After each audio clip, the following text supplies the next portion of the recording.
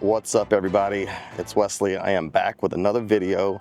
Today I'm on the streets of Phoenix, and this time I have the smallest APS-C option on the market, the Ricoh GRiiX or GR3X, the 40mm APS-C pocketable camera. I know I just made a New Year's resolution saying I was going to buy less gear, but hey, I ordered this last year, so doesn't count. Just unboxed it. I went through the settings and I even set up a variation of Reggie's Portrait, tweaked for my own style to kind of bring up the reds and less oranges because I cannot stand the color orange. I'm shooting both in RAW and JPEG today so I can test out both the dynamic range of the RAW files and see what the JPEGs look like with the film sim that I got loaded. All right, so let me get started and I'll check back here in a little bit. And by the way, check out Reggie's channel and check out his GR3 videos. They are pretty awesome.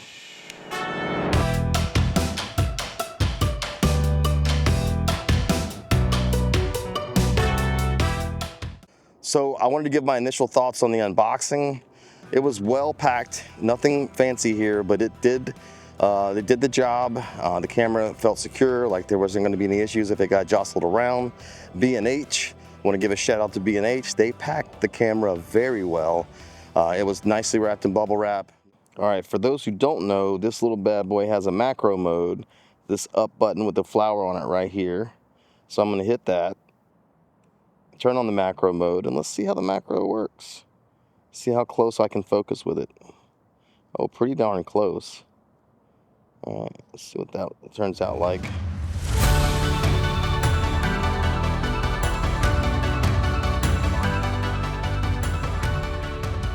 And I am shooting with this little guy in aperture priority today, just honestly to get, my lack of knowledge of this camera out of the way, and so I can focus on trying to take good photos and see how the image quality is and so on and so forth. To do that, I have my auto ISO set to go up to 6400, and I also have my minimum shutter speed set to 1/160, just to reduce any shake. I know it has IBIS in it, 3-axis IBIS in it, but I just wanted to further make sure I'm getting sharp photos here. All right, back to it.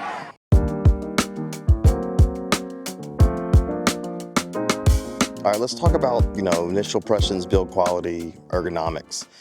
Build quality for such a small camera, it feels pretty well built. I mean, a lot of plastic here, but I still feel like for this size and weight, pretty well built.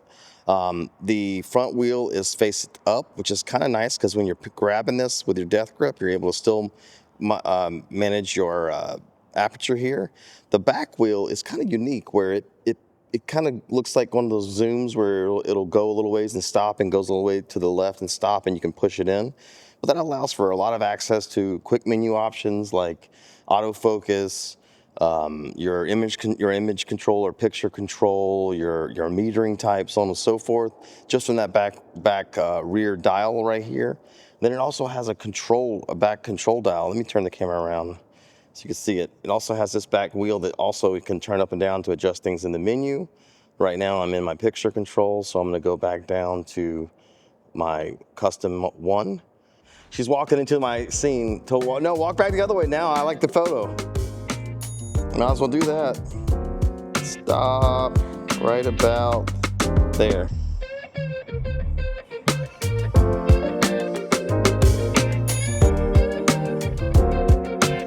So that's the ergonomics. You can use this thing one-handed like you see me doing today. It's sliding up to where you can pinch, change things from all different ways to really never have to drop your hand off of it. And if you do drop it, you got a nice little leash here it comes with. I have it tied to the bottom, which keeps it out of the way. Bada bing, bada boom. All right. Bottom line is the ergonomics are fantastic on this camera. For the size and the weight, it is fantastic. One-handed operation. And this is an APS-C body similar to my Fuji XH2S, which is a 26 megapixels. This is 24 megapixels if you didn't know. So for the size, for what it is, the ergonomics are fantastic.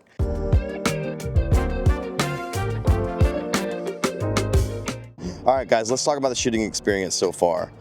The main reason I hesitated to buy this camera in the first place is the lack of a viewfinder. And I primarily shoot with a viewfinder when I have my Leica Q3 or my Fuji X-T5 or my ZF, and certainly with my Nikon FE. But after the first few shots, I can tell you it feels somewhat familiar. It feels just like your cell phone. Back to shooting, and then we'll talk about what I like about the camera and what I don't like about the camera.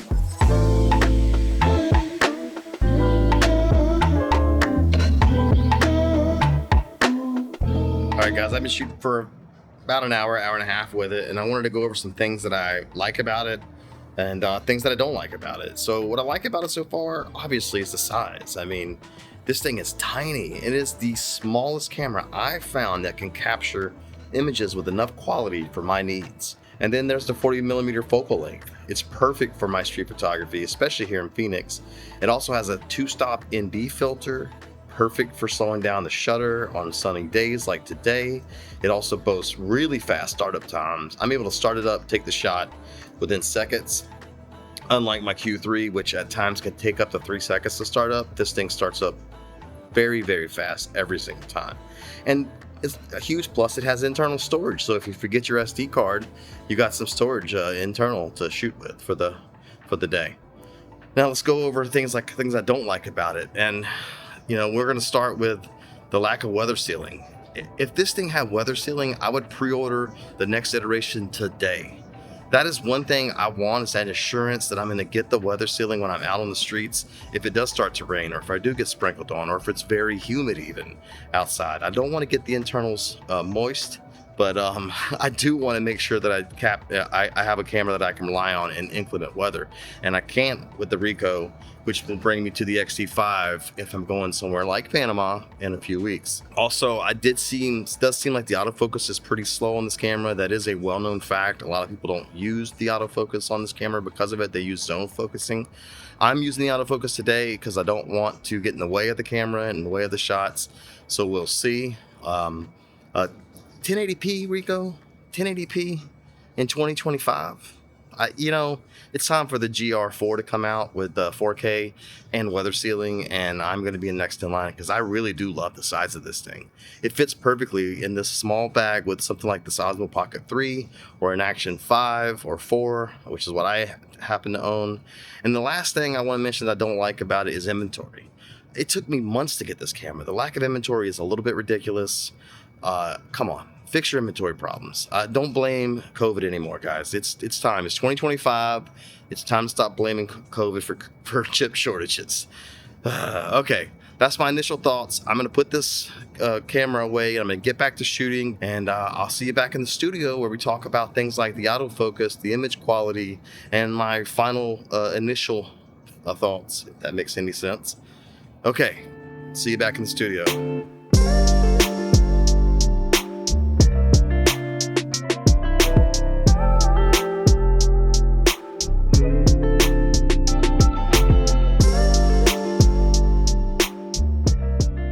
Okay, I'm back in the studio and spent time editing the DNG files in Lightroom after I got back. My first impression after taking a look is, well, when it nails focus, the images are just simply amazing.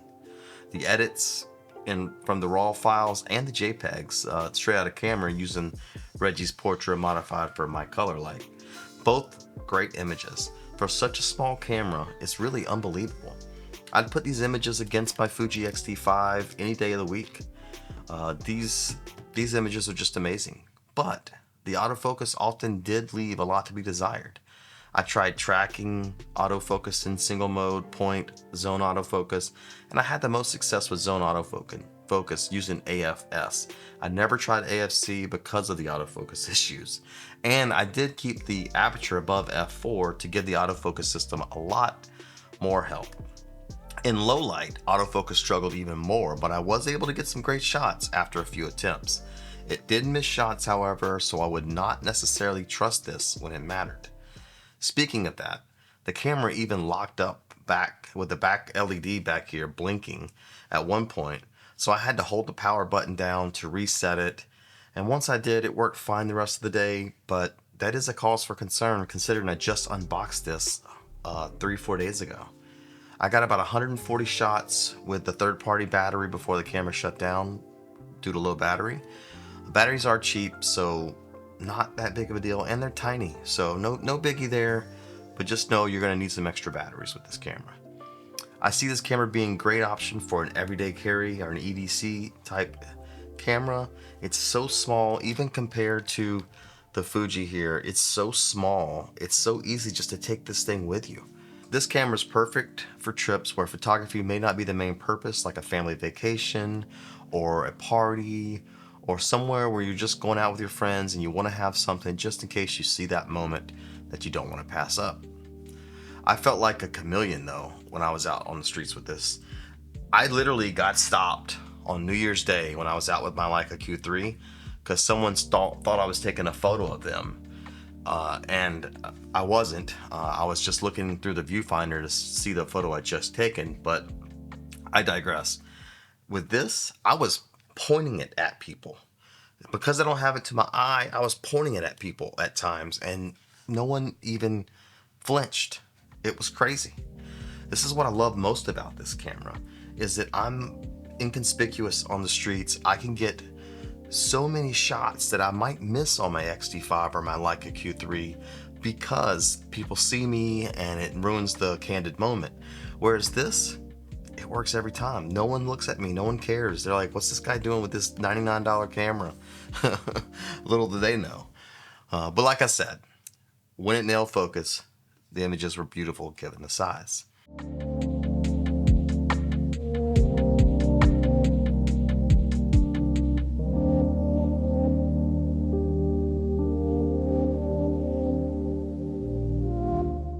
But that's it for now. Thanks for watching. And if you made it to the end, hey, I appreciate you guys.